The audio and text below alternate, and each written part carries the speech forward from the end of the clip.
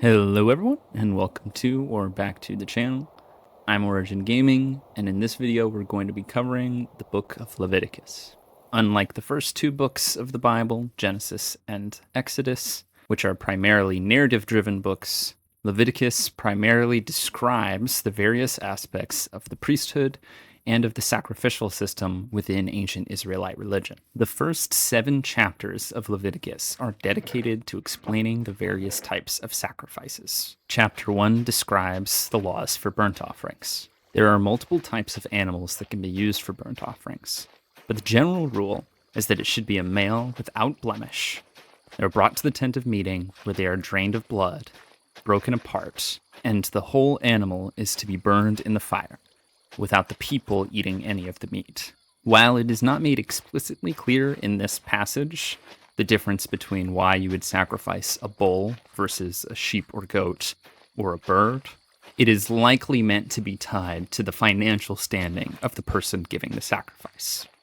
In this agrarian society in which money does not work the same way that it does in the modern world, someone who was able to sacrifice a bull would have been understood as somebody who was vastly more wealthy than someone who was only able to sacrifice a pigeon or a turtle dove. Essentially, God is giving the people instruction for each of them to give a sacrifice according to their means.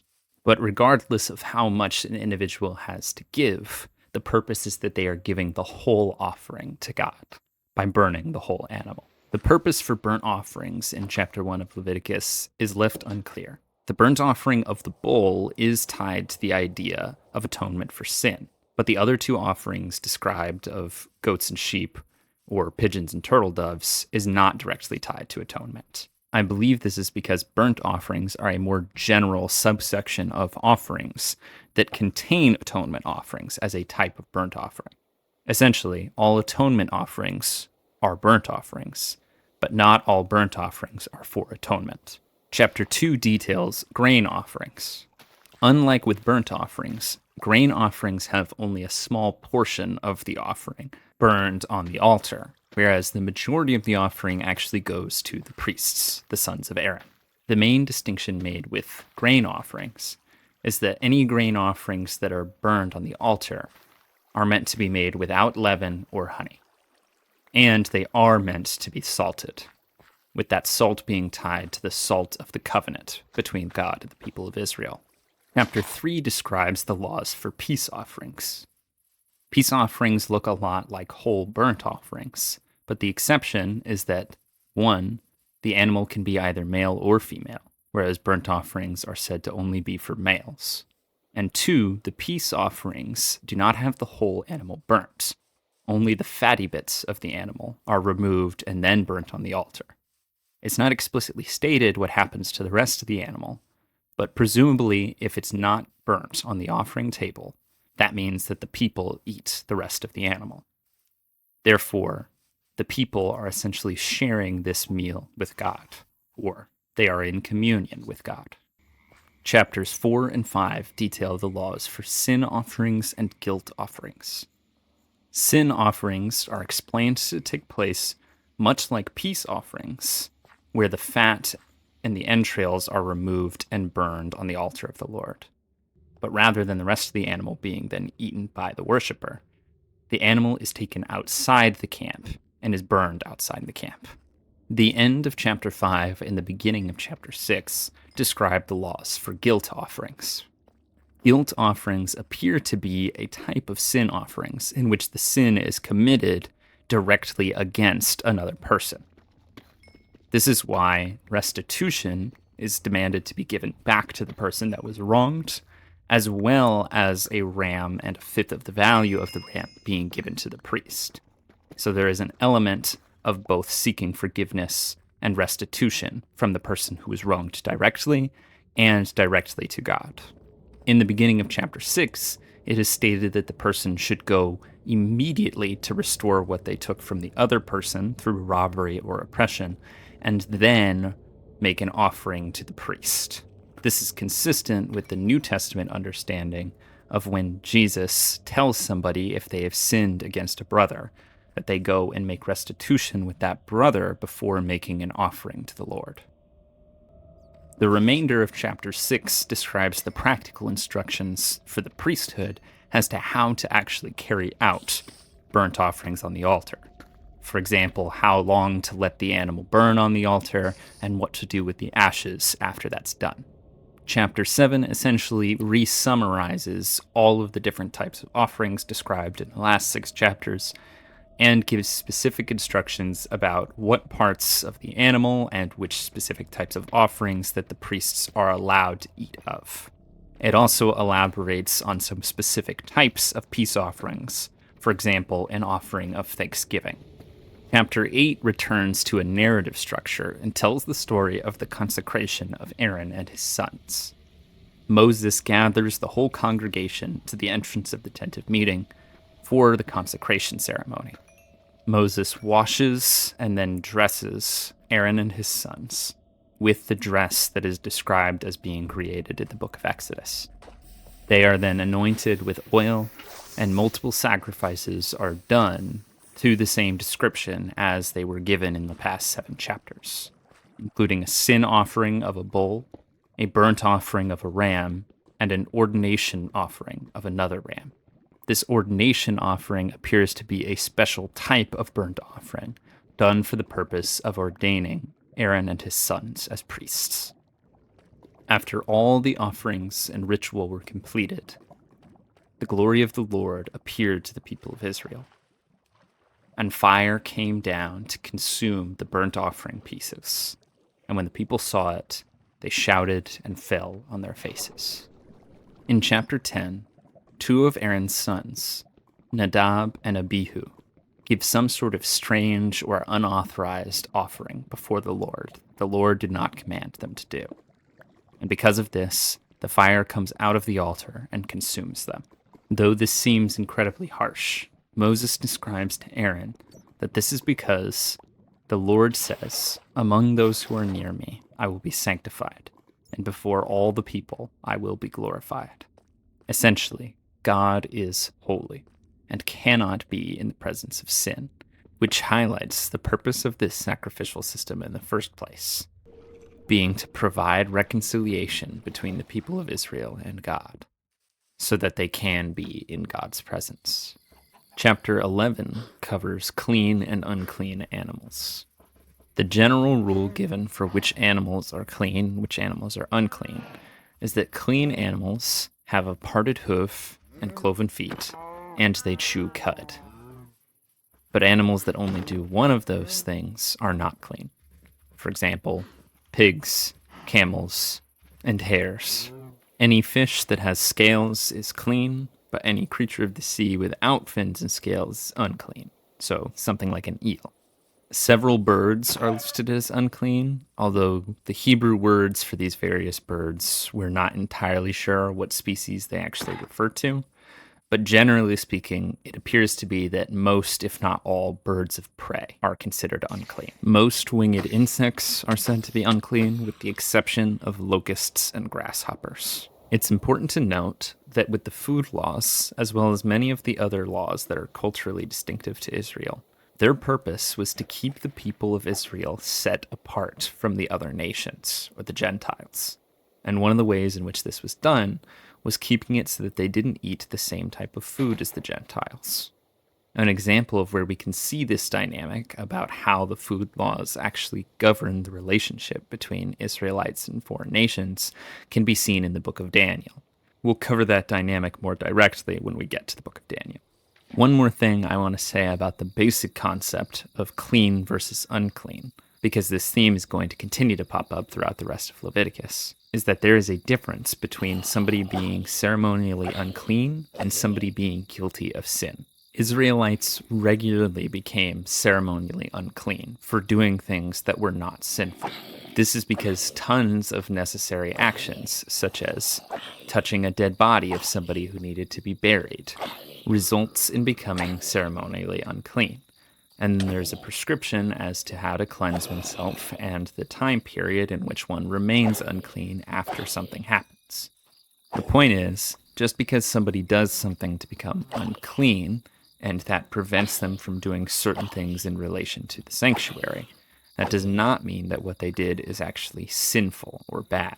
In many cases, it's actually the thing they were supposed to do. Keeping that idea about cleanliness in mind, chapter 12 tells us the laws around purification after childbirth. After giving birth, a mother becomes unclean for a certain period of time. After that time is up, the mother is meant to go to the sanctuary and to make an offering for her atonement. This is not because the act of childbirth is sinful, but rather that giving birth to children does make one ceremonially unclean within the sanctuary or temple structure. Chapter 13 tells us the laws about leprosy. Now, it is important to note that the word in Hebrew that refers to leprosy here, and the same in Greek in the New Testament and the Septuagint, are general terms that can refer to multiple different types of skin conditions. Leprosy today in the modern medical community refers to a very specific bacterial infection.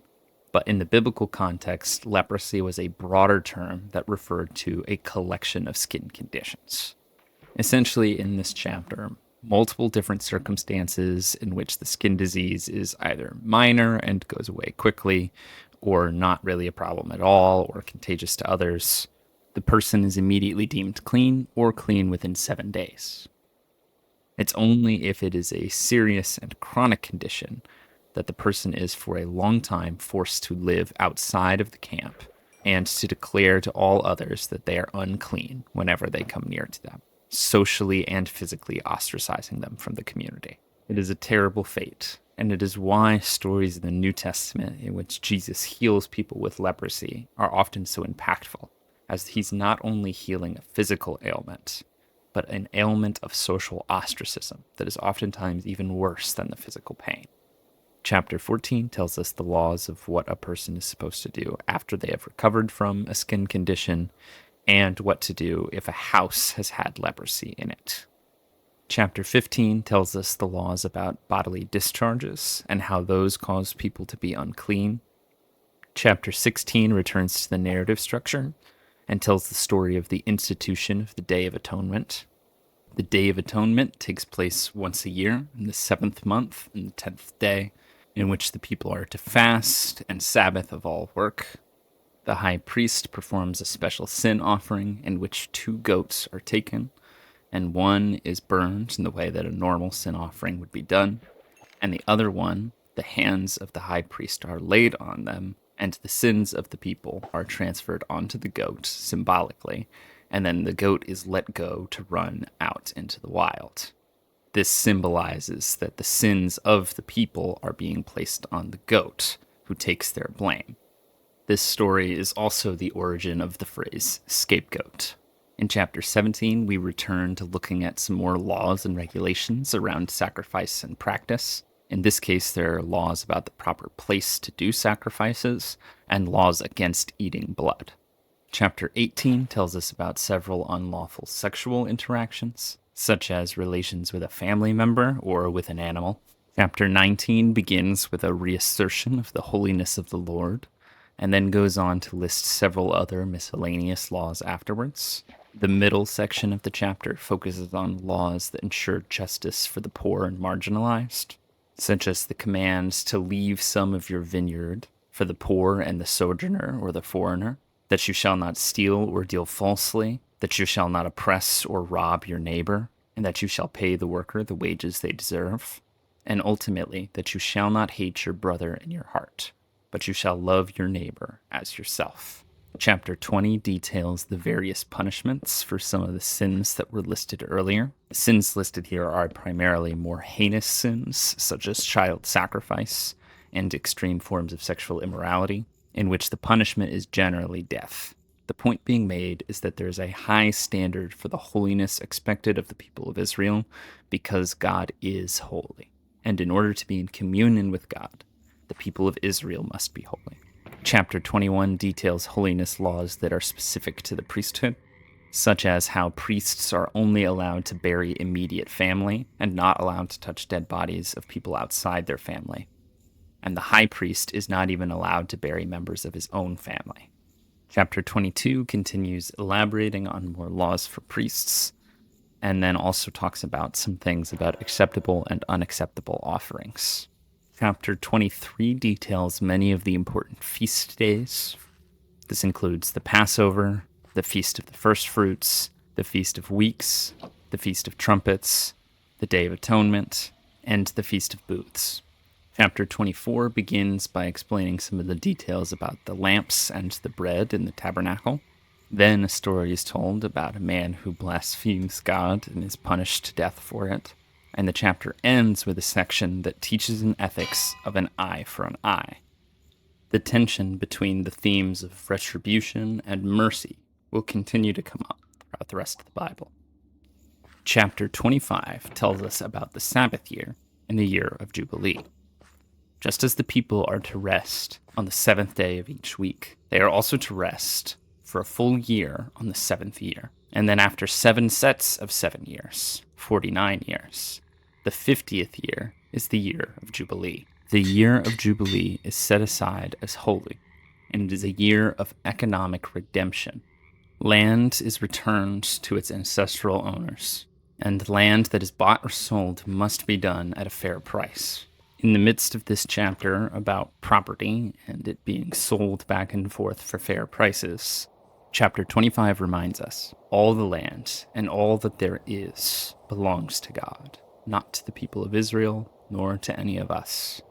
Chapter 26 shows the dichotomy between the blessings if the people of Israel are obedient, and the curses if they are disobedient. The blessings of God are primarily tied to the fruitfulness of the land, and the curses of God are primarily tied to the lack of fruitfulness. Finally, we come to the last chapter of Leviticus, 27, which focuses on various offerings and their worth in shekels, as well as doubling down on the idea that one must not break their vows to the Lord. And with that, we have completed the third book of the Pentateuch, Leviticus. I want to thank you all so much for watching. If you enjoyed this video, please consider giving it a like. And if you'd like to see more of this series or other content like it, please consider subscribing to the channel. Thank you again, and I hope to see you in the next one.